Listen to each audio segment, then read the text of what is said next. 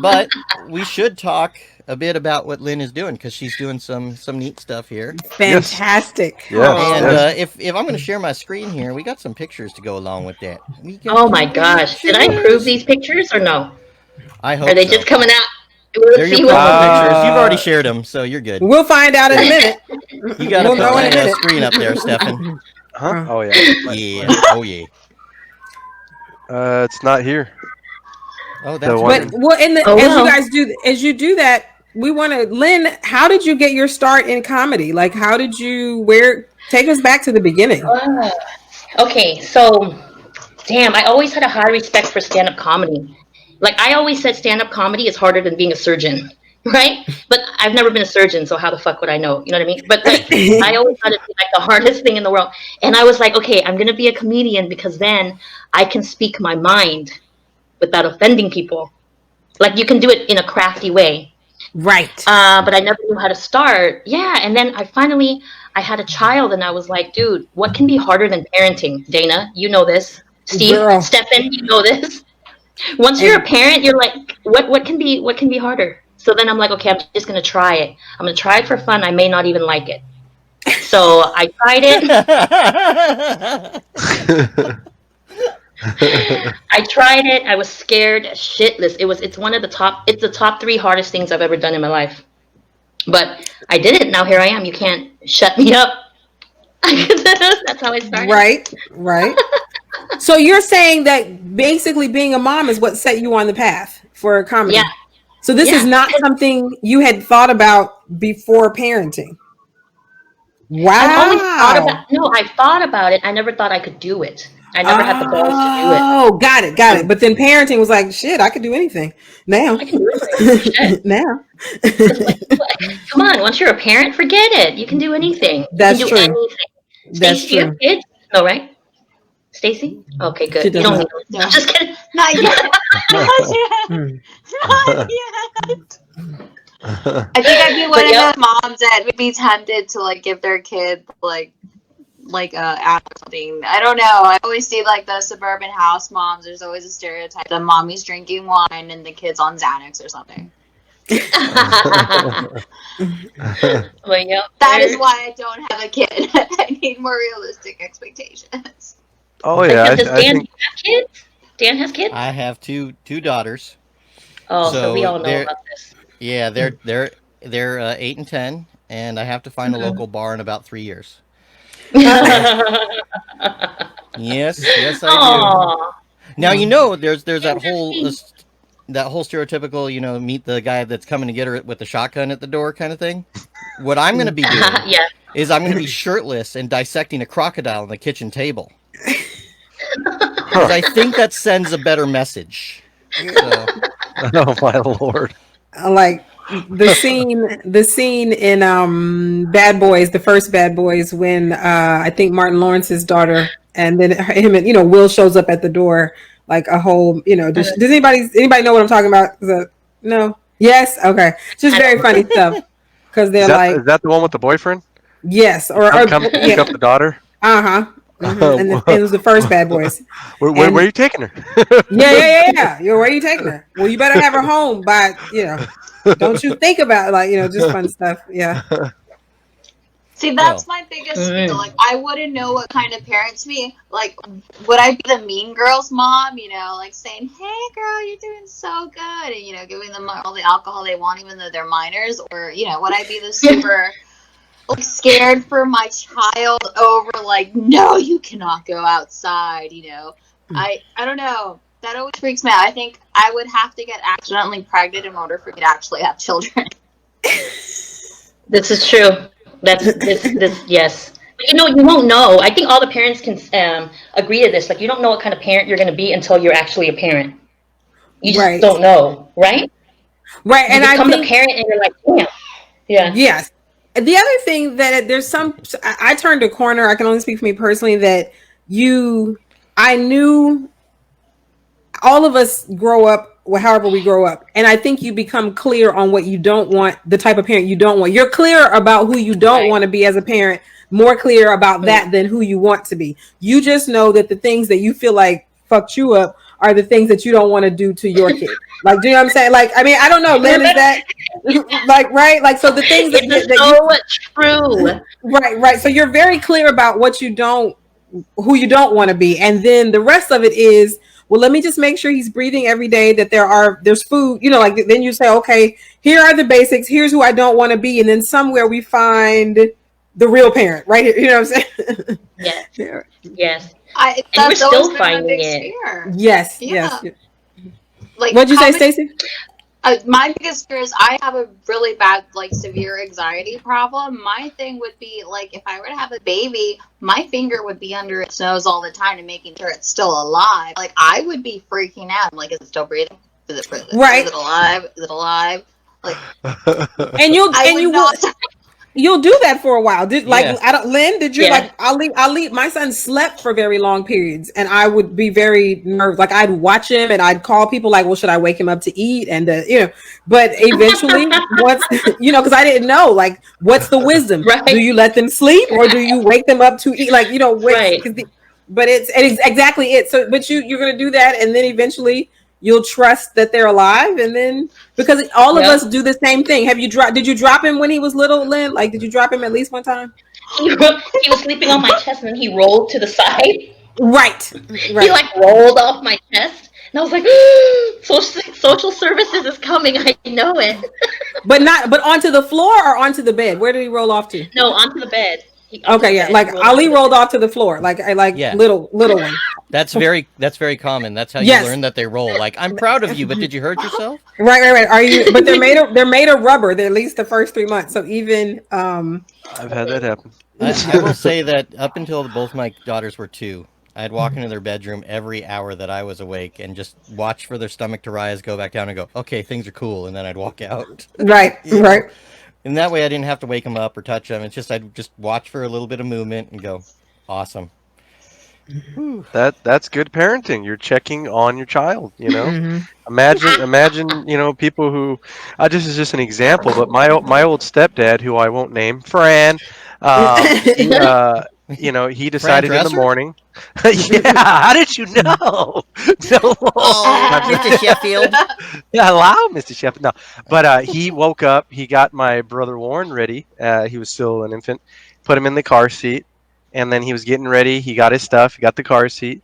He put his stuff in the car. Put the car seat on top of the car.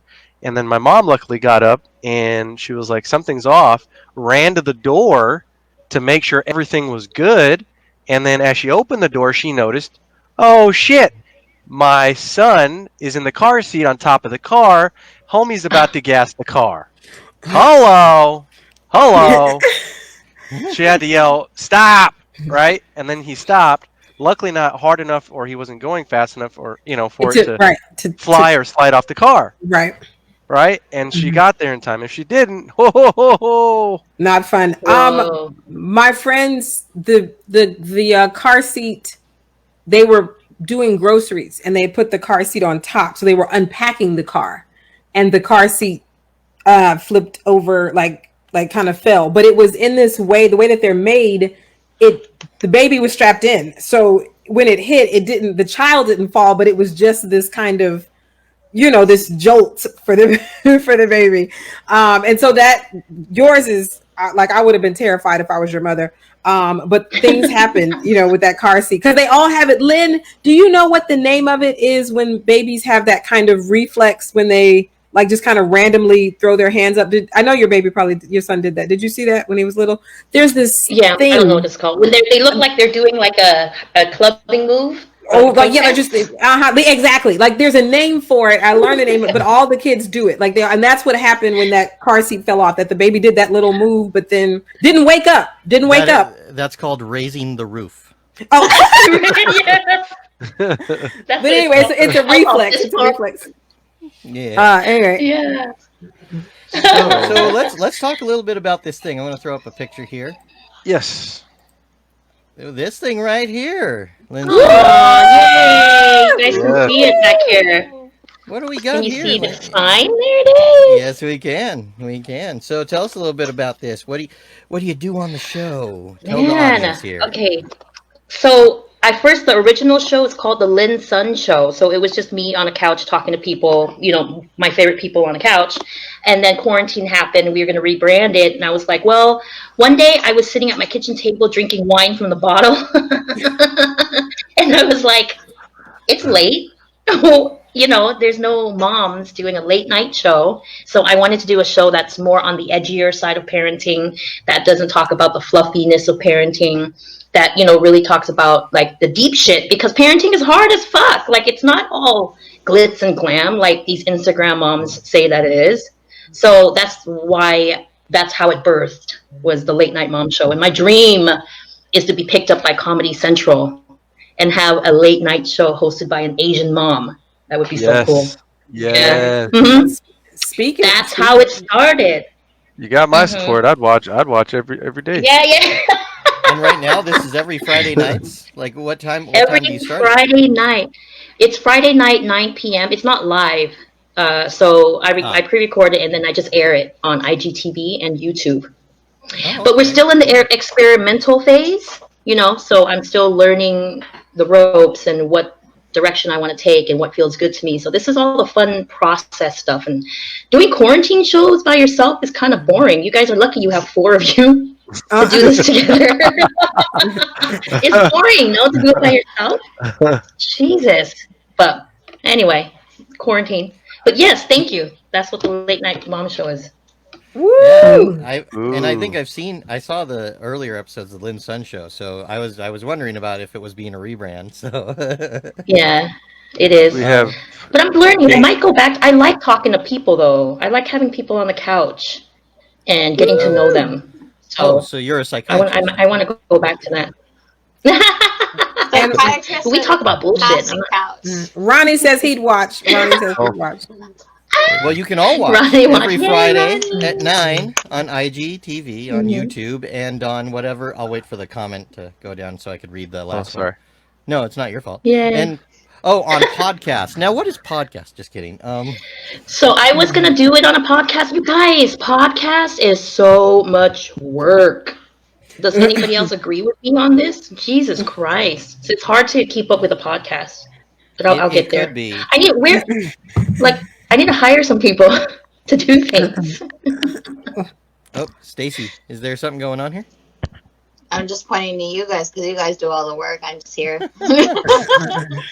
That's not true yet. or that's not true forever. Okay. Stacy made that flyer. Didn't you make the flyer? Oh, yeah. The flyer? Beautiful flyer. That's a kick-ass flyer. That's a really good flyer. I was a nerd as a kid. I was the one that would get on MySpace and do like the HTML. Like I learned coding just to make sure that my MySpace profile was But that's cool. It's a really nice flyer. That's my favorite. I mean, I test software and I'm like, don't want to learn coding. I learned enough coding to do my blog on WordPress. You have to, like, if you want to make certain things happen and make videos and things really, really happen on WordPress. So I learned coding just enough to do that. But it is, I did internet radio, Lynn, back in the day before podcasting. And it is, if you want it to be good, like I did it, my neighbor did it, we would do things together. And it is, if you really want it to be good, then there is a lot of work. Because I mean, I think the cool thing about it, like, the technology makes it easy, but if you want it to be elevated, then there is, a lot involved. It's a talent. I think techies people, it's a talent. That's a skill. That's not easy. My dream is to make enough money to just pay people to do things I don't want to do. That's what I want. That's everybody's dream. That's everybody's dream. Oh my god. Okay, good. Oh my god. As a kid, my family was like, Stacey, you need to learn how to clean. You need to know how to, pick up after yourself. You need to know how to cook, because no man is gonna ever want to marry if you don't. If you don't. And I was like, look, I'm going to make a lot of money in order for me not to do that. Yeah. But on a serious note. Halfway there is good to making a lot of money. But no, it's on a serious note though. I like creating jobs for people. So if there's people who like doing the techie stuff or like cleaning, like nannying, so why not pay them to do it when they like it? Mm-hmm. There's people that like cleaning. Yes, there's housekeepers. Where do you live? I need those people. I definitely need those people. We're gonna come and find you and kidnap you if you like to clean. I don't like cleaning up after myself, but then there's a certain extent where stuff just naturally gets dirty when you don't do anything to them, and then that's too much work. Did we have a picture of her book? Well, actually, I'm sending myself the one that you put in our text. But oh, okay. And then here's the funny thing: is recently I found out that my wife actually cleans when she is agitated. So what I do now is I follow her around and I just read her articles from Breitbart. Oh Jesus! So she gets really mad and she starts cleaning. Oh, it's a right-wing propaganda newspaper crap. Oh, do you make her your personal Roomba?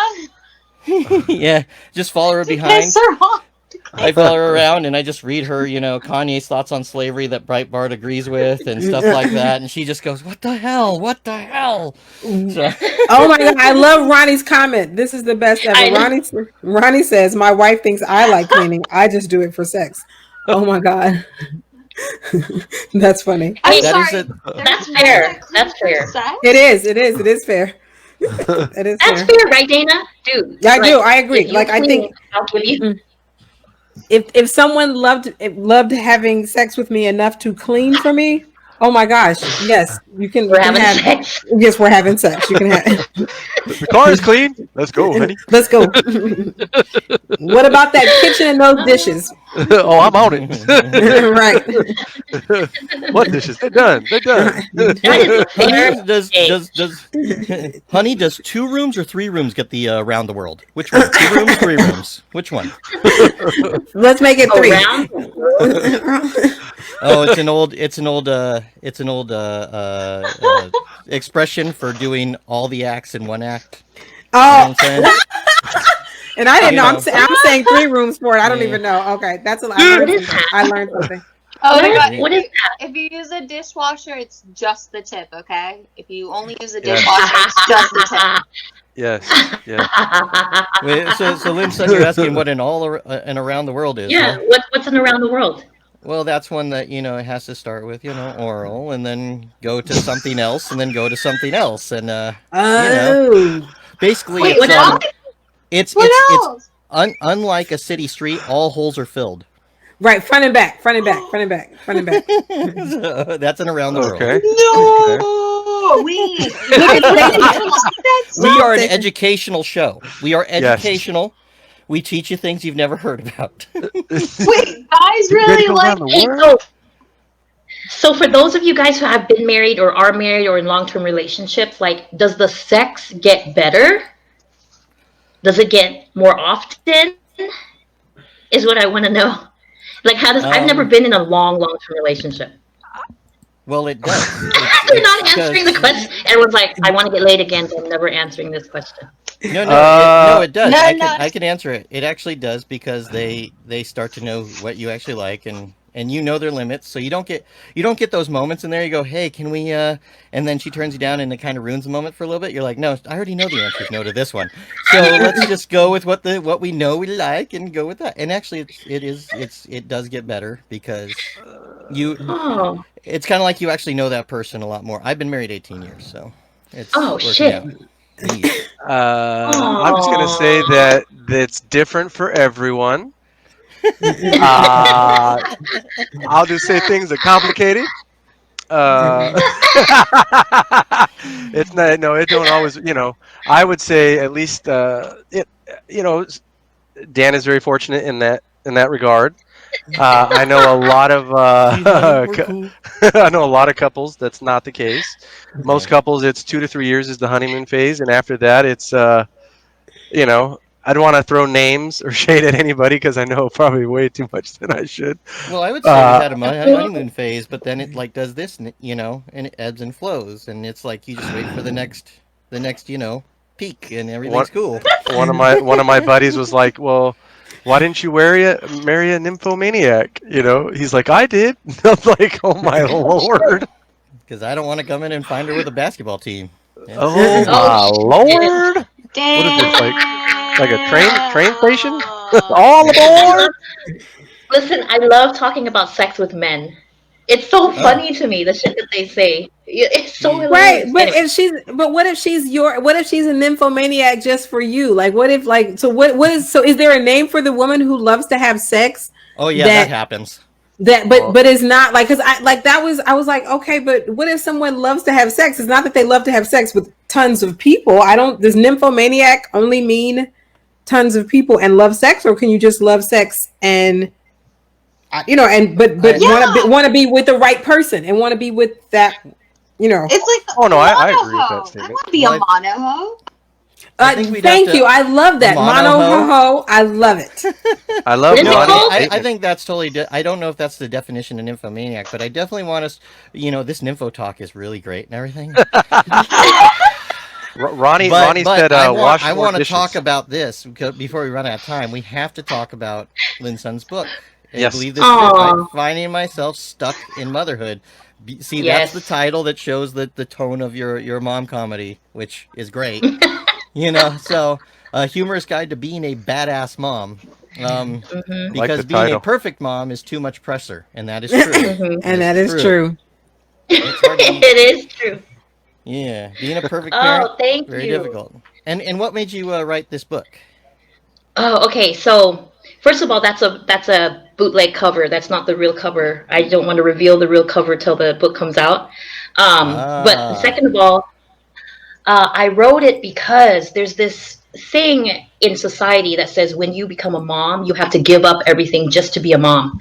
Like you have to put your dreams to the side. You have to do this self-sacrificing thing, and then moms become a martyr. And I'm not about that, because I'm a single mom and I can raise my son and do my career at the same time. And I just think that more moms should do that, because we just have to keep ourselves happy. No one else is going to make us happy except for us. So I have to take care of myself. So that's the reason why I'm coming out with this book, because fuck this perfect mom stuff. It's just too much, like the organic all the time. And that's too much for me. I can't. I just want them to be healthy, emotionally, spiritually, physically, mentally healthy, and be a happy, thriving child. And that's it. That's I feel like I've done a great job if he's that. You know what I mean? And he's, thriving. So it took me a really long time to get there, though, because I used to beat myself up all the time over anything. Over any kind of parenting thing, I beat myself up. But now I'm just like, hey, man, I have everything. Like, you guys, I literally did a survey of my life just last night, and I was like, everything sparks joy in my life, as corny as that sounds. Everything. I've gotten rid of everything that just doesn't work out, including the baby daddy. So, Right. How did you stop stubbing your toe? I don't move around much. Okay. But yeah, so now I'm just like, and listen, I'm the average mom, seriously. Like, if I can do it, anybody can do it. Seriously. I'm just an average mom. I'm not anything special. I wasn't born into money, So that's why I have the book, you guys. Thank you so much for letting me talk about it. That's so sweet. And actually, can you put that comment up again, Stefan? Can you put up her link to linsuntv.com? So everybody, yeah, you can pre-order. Definitely pre-order, you guys. Definitely pre-order. There. And that's a powerful topic, Lynn, because all of us have been through it. And any mom group that I've been in, we've all cried a lot of tears about the pressure from our own mothers, our stepmom, whoever our lights have been. But that's one of the first things that, literally, quote unquote, my stepmom said to me, "You're going to have to put that screenwriting down. You got to put that down. This baby is here." That is it's almost prerequisite for what those who love you. But that's what they tell you, and it's hard to get that voice out of your head, because you want to provide, you do want to be, even if you can make peace with not being perfect, nobody wants to mess it up, and that poverty could be a problem. So you want to be, you want to have this wonderful, you want to make a wonderful home and all these things. And so I'm excited about your book. I made it, and but I think for the mothers to come, they all need to hear that. They need to hear exactly what you're saying, unequivocally. Yeah, and from what? Okay, what were you saying? Oh, I was gonna say from okay, someone for someone who's winning. Sorry. Okay, so I was saying that for the first year, all I did was focus on the baby for the first year, because the first year is really important. But then after the first year, I was like, he made it a year. We good. You're a survivor. And he's a survivor. And you know what? Honestly, like there's people who want me to find a man because I'm a single mom, but I'm like, listen, why am I don't want to fuck up my shit right now. Like, I just, the reason why I have that extra time to work on my life is because I'm single and I don't have to spend time catering to a husband, because that's the shit I would be doing. I would put my shit to the side for a husband. I'm not doing that. I can't do that anymore, you guys. And that's just society putting those expectations on people, you know what I mean? Society can fuck it. I'll just have to cough during this part when my wife's watching the show. So she doesn't realize she could do better without me in the way. I just want to say really quick, so they can go to that link and pre-order the book till August 15th? Yeah. August 15th, pre-sales over, yeah. Okay, and then the pre-order release is October 8th? Yes, sir. Okay, and then it officially releases this year, December 8th, 2020. Yes, it's my birthday month. Yeah. Yay, thank you. You guys are getting the inside scoop because I don't talk about it a lot. Okay, well, amen.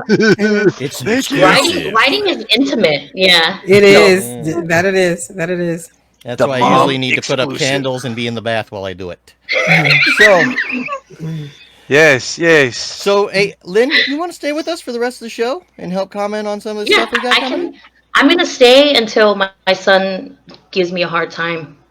Ooh, Ronnie shot you a compliment. He says, you sound like a great mom, amazing mom, not average. Oh, Ronnie. Thank you, Ronnie. You the man, dog. You're the man now, dog.